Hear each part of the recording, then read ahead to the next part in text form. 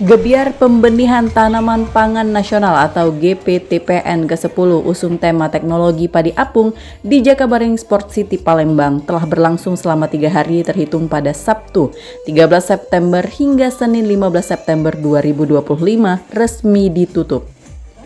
Selama 3 hari ribuan pengunjung sebagian besar petani dari daerah di Sumatera Selatan. Kepala Dinas Pertanian Tanaman Pangan dan Hortikultura Sumsel, Bambang Pramono, menyoroti teknologi padi apung sebagai solusi pertanian di lahan rawa yang rawan banjir. Meski masih dikembangkan, inovasi ini diharapkan dapat meningkatkan produktivitas petani di lahan-lahan ekstrim.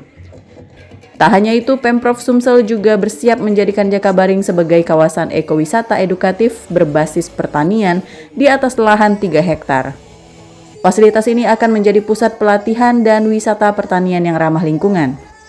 Dengan adanya Gebiar Pembenihan Nasional Tanaman Pangan ini, tentu saja kita akan berharap bahwa Indonesia bisa segera mendapatkan swasembada pangan. Di hari pertama itu 3.800-an, di hari kedua itu 4.300-an, total sampai hari ini ada 8.700-an yang hadir, dan itu berasal dari petani-petani yang ada di 17 kabupaten kota, terutama petani-petani yang memang antusias melihat teknologi padi apung.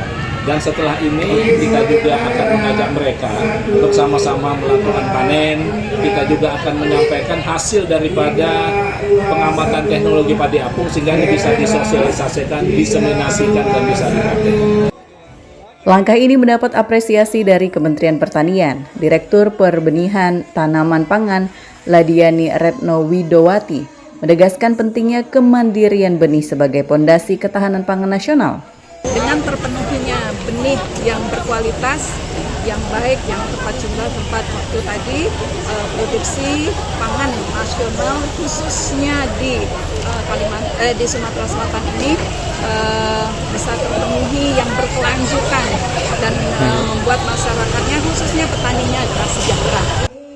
Ladiani juga menambahkan bahwa program cetak sawah dan distribusi benih unggul telah menjangkau seluruh wilayah Palembang dan akan terus diperluas demi tercapainya swasembada pangan nasional. Dari Palembang, tim liputan iNews melaporkan.